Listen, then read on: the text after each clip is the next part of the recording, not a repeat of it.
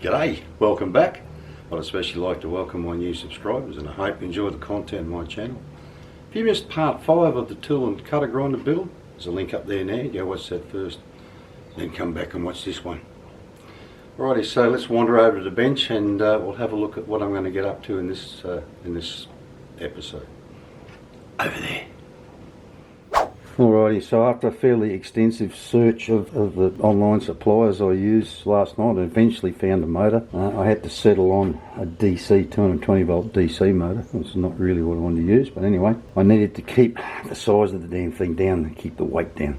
Anyway, that's going to take, they're saying something like 2 weeks, but most stuff's been getting here 1 to 2 weeks. So hopefully it'll only be a week and a half at the most. So it's just as well I've got plenty of little things to do. So what I'm going to do in this episode is I'll break out the rotary table and finish this thing off, and also do the holes here and bore the inside out, because this is only bored in a small way and then it's quite rough inside, so I have to bore the inside out a bit. But I'll make a little knob like this one up with a bolt in the end, so that when you do the bolt up it just expands inside, grips in there and holds it. For rotating that, I don't remember, did I say I need to machine 3 little flats in here for these grub screws to locate on? What else do I need to do?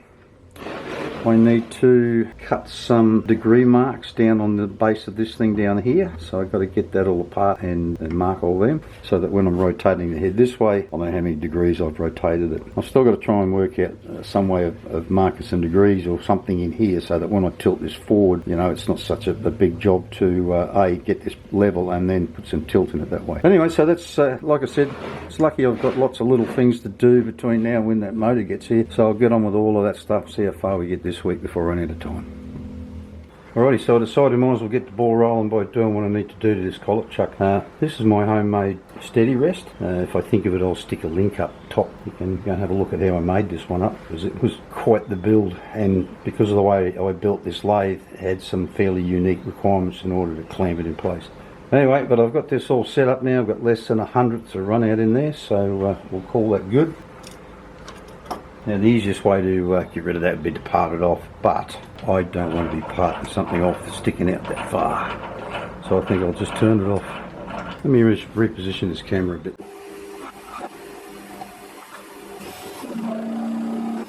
I've got to say, that's a bit tougher than I thought it would be. I'm going to slow that down a bit, use a bit of oil.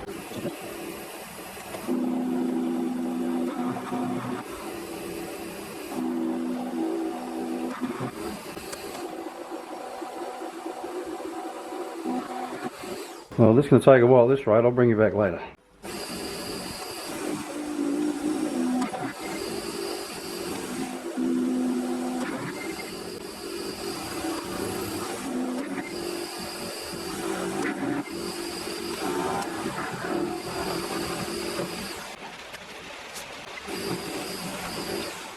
Alrighty, so my wife came out and asked me to take her somewhere before, so I'm going to have to stop now and take her out, keep the piece, and when I come back we'll bore that out. Alrighty, now that we've got she who must be a bait out of the way, we'll do something with this. I wish I'd thought of it a little sooner. I forgot. I bought a bag of 20 O-rings, so I put a couple of O-ring grooves in this, and I'm going to be hard pressed to get in here to put it in there, but I think I should be right. But anyway, we'll do that after we've bored this out.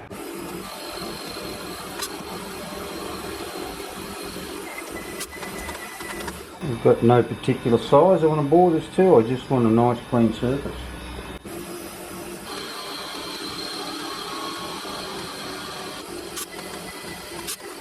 I still don't have one.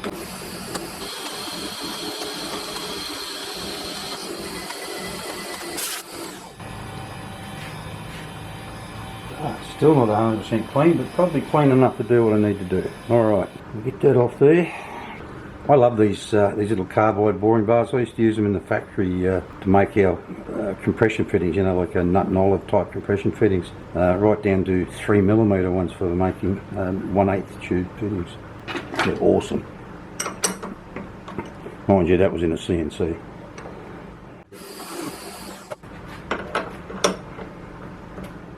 Well, that's as close as I can get to that. No, it's well inside, no worries at all. Come back out a bit.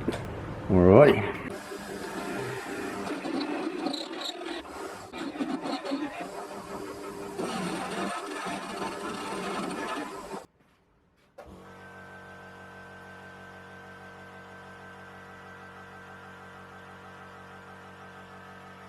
Alrighty, we'll get that out of there. We'll get this off, leave that in there, and put another groove up the front, but I won't bother recording that. Alrighty, so we might as well stay on that thing and make up a little aluminium knurl bit to go on the end of it, where we just bored it.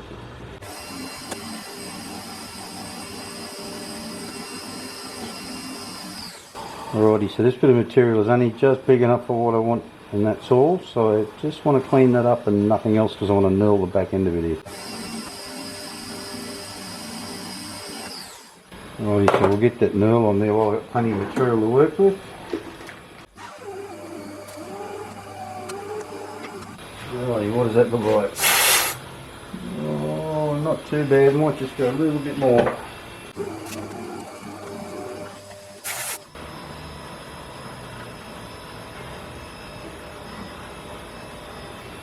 Rightio, so let's turn this thing down.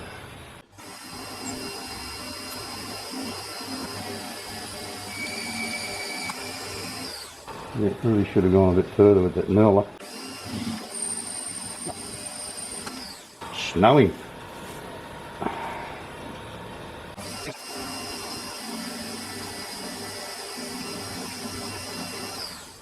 I prefer the way my castings machine is. They chip, they don't come off all stringy like that.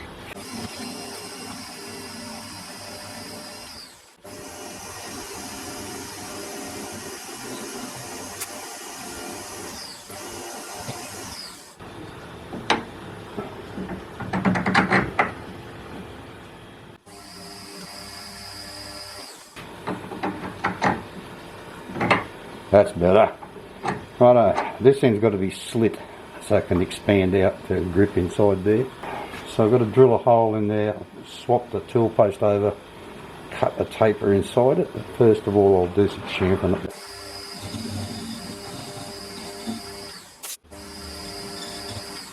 I'll do me. Alrighty, so I'll just turn the camera off for a while while I swap this tool post and everything over and put the compound on. Alrighty, so I went looking, I stuck this up there, which has 60-degree grind on it. So I've set this up at 30 degrees and we'll put a chamfer in there.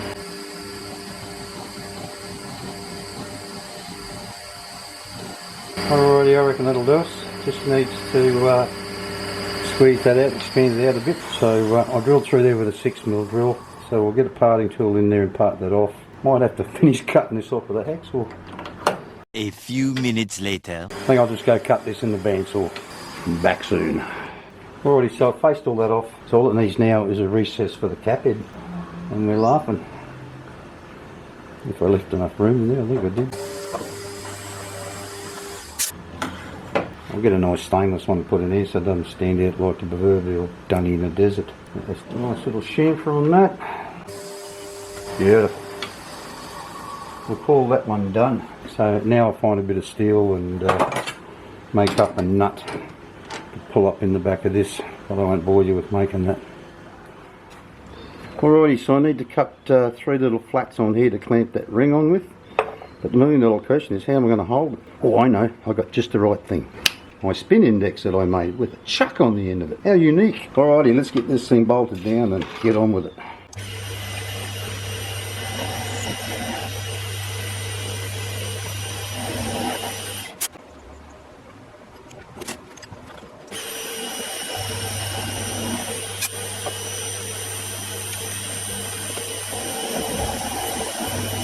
Alrighty, now that I've got that done, there's something else I've been holding out to do when I had this on here. So I'll get this out of here and I'll get it set up and come back to you.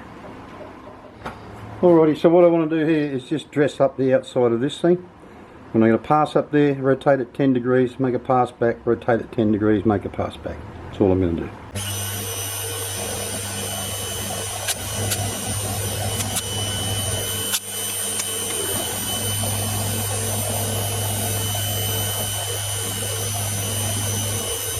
Alrighty, so I suspect watching that go backwards and forwards 36 times would be a tad boring. Well, it'll be less than 36 because of this bit. But I'll show you what I've got when I'm done.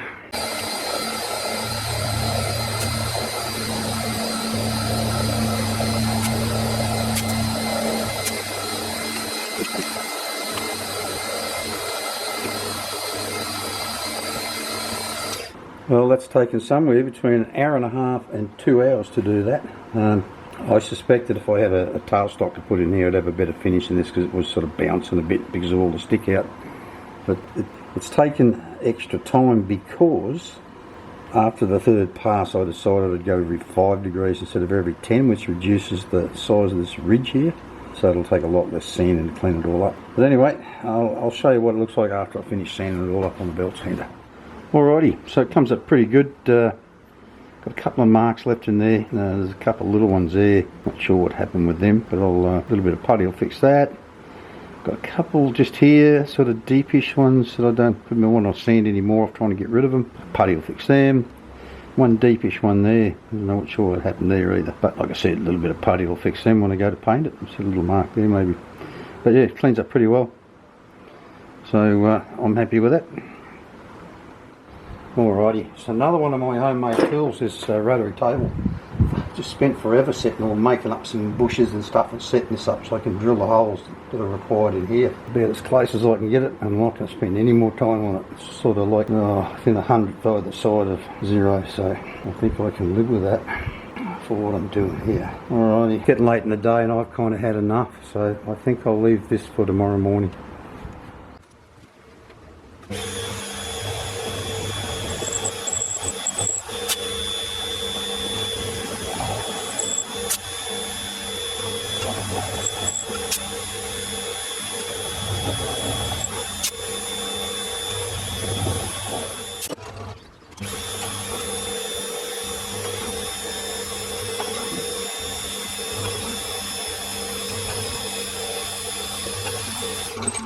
Alrighty, so that's my 6 holes that I need for 2 flute, 3 flute and 4 flute cutters. So that's 0, that's the top.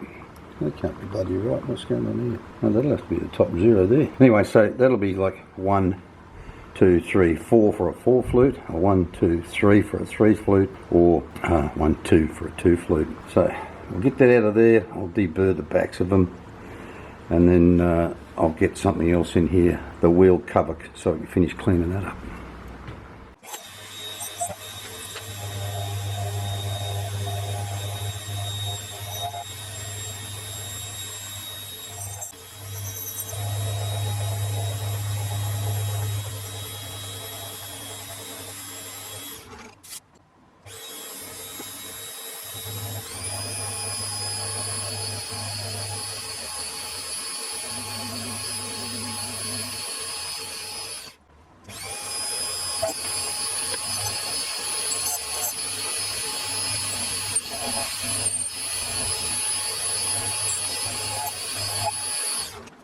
Alrighty, I think that'll do that. Couldn't be bothered putting the chamfer tool back in to do that. I'll just do those little bits with the follow-up. Alrighty, so that's part of that done. Now I have to mill a slot in here actually on this side, drill and tap it and slit it.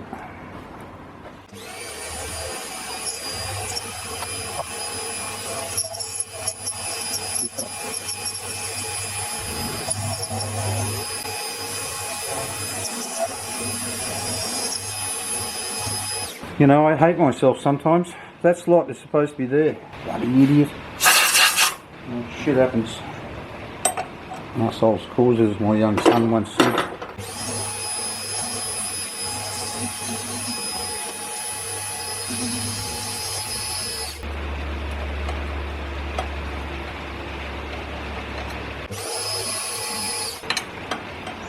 Yeah, that was supposed to be there so that when I slit it, it's got a little bit more give in it.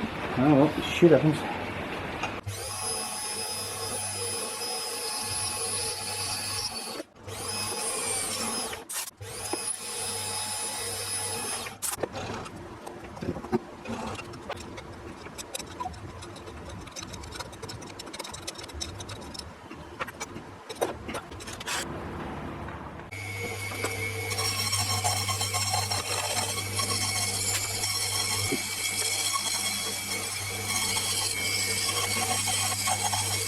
Well, that's about as far in there as I can get. That's a bugger. I'll finish it with a hacksaw or something.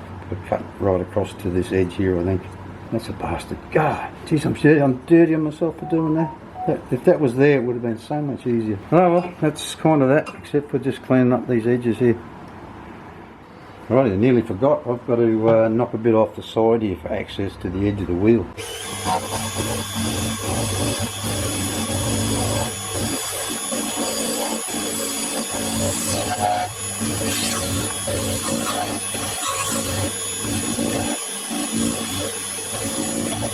Well, I was going to go in 5mm, but that's only 4.5, and I'm starting to think that's probably enough. So I think I might leave it at that. I hope it's enough. I can always load it back up and do a bit more if I have to. Alrighty, well, I needn't have worried about that slot being on the top rather than on the side, because it works out pretty good. In fact, it might have been fortuitous, because this is also thin that on the side here might have made this thing a bit on the weak side. It clamps down fine, it's not going anywhere. I did have to manicure the slot a bit to get the spanner in there to fit that, but anyway, doesn't matter, it's there now. Alrighty, so I've had enough for one day. This is how this thing's all coming up. So that's that bit I made yesterday, all fitted up in there, and the plate I drilled this morning. So I think next cab off the ranks tomorrow, we're going to make up the locking pin that fits up in here. So that'll be spring loaded, so I'll have to drill it down through here and then slot it a bit on the top and then slot it sideways, so that, you know, we can screw something into the side of the pin to rock it over and lock it open while I turn it, and then just let it back and it'll pop into those holes. Anyway, so that's a job for tomorrow, because I've had enough for today. I was going to do this yesterday, but after another one of those almost sleepless nights, I felt so tired and run down, I just did bugger all. In fact, all I got done was turn the end of that down to fit in here. So this morning I've set all this up to locate this ring. I've machined up a little slug to fit in there to replace the collet chuck shaft, and I've got, well, actually let me lock this up before the bloody thing moves and zero that out. I've got a 4mm drill in there, and I've lined up this top hole. So I'm going to drill a 5.5mm hole in there, and then I don't trust my reamer.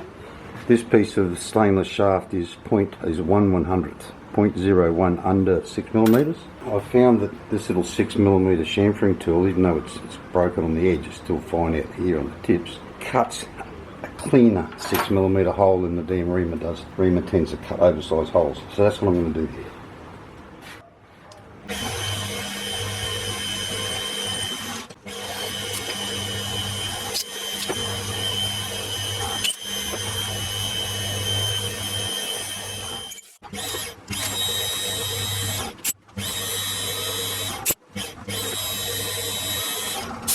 Alrighty, how good a fit have we got?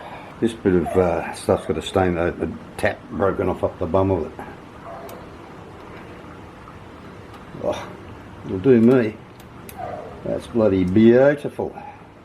Might be a little burr on the back end of this thing. I'll polish that up a bit. This end goes in nice.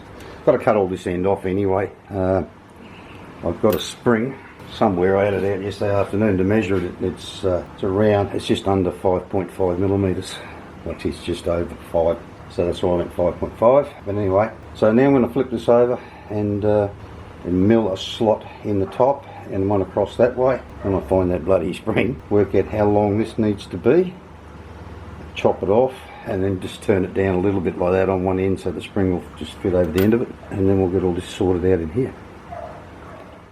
Righto, so I've drilled a 5mm hole in there. I've got a 5mm end mill in there. So I'm going to go down and I'm going to cut a slot 5, maybe 5.5mm forward, and then cut a slot back out this way when I'm done that.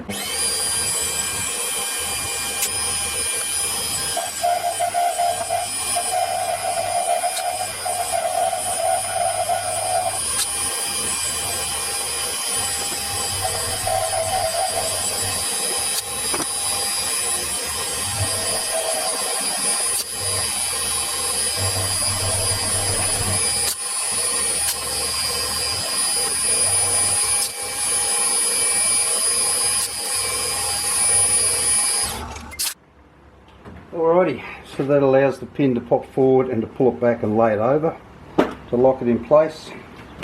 So now I've got to work out all the lengths and everything for it to move in here.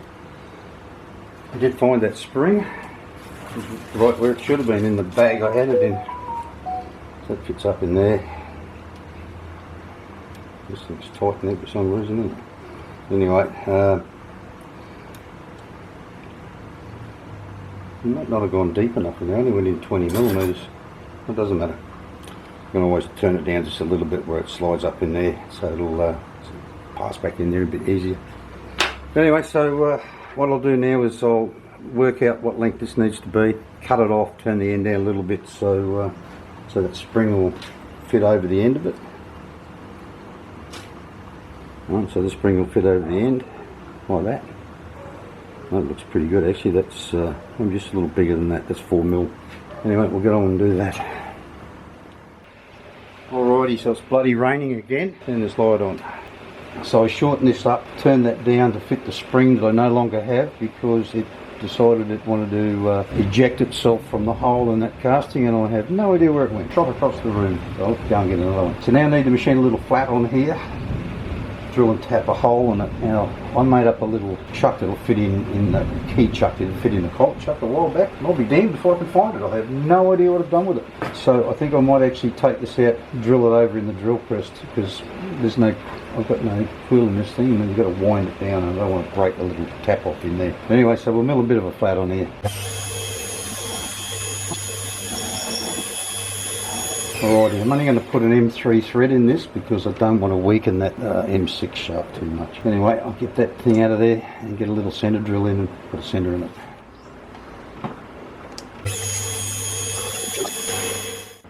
Alrighty, so I successfully drilled that hole over in the drill press. Now the $1 million question is, can I tap that thread without snapping the tap off? Only Chinese made tap.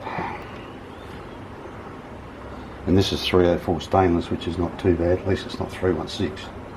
At least I think it was 304 stainless, this one.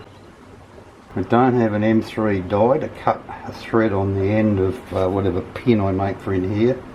So what I intend to do is just drill and tap a hole and screw oh god, that's tight in there. I only drilled a 2.5mm hole because I only got 2mm, 2.5mm and 3mm. So I don't know, 2.5 might be too bloody small, and that's getting really tight in there. Anyway, what I was about to say, yeah, that'll snap off if I keep going. Might have to try and find a smaller drill. I want a slightly larger drill. Well, turns out just rubbish taps. I've got 4 of those taps due to supplier stuff-ups and sending me 3mm or M3 when I ordered M2.5s. So I just kept trying different taps, and this is the 3rd one, and it went in reasonably easily. So whereas the other ones felt like they wanted to snap at any old time, but that one went in quite well. So all sorts of quality problems with those things, but you know, you get what you pay for, don't you? I think that rain's just about gone, so I'll get this tap out of here. I'm going to duck down the road and grab an iced coffee because it's bloody hot. All this rain's just made things steamy again. Anyway, at this point in the video, I'd like to thank my patrons. Their continued support is greatly appreciated. If you'd like to become a patron, there's a link down in the description. You can sign up there and drop me a couple of dollars every month. If you don't want to be a regular contributor, there's always buy me a coffee. Now, let's get back to the build. Alrighty, so while you guys weren't looking, I made up this brass pin for in here, but a couple of miscalculations in there. It's about 5mm too long, and I've miscalculated how much I needed this to come forward, because that pin's in there and it rotates freely. I guess the next one, then it locks.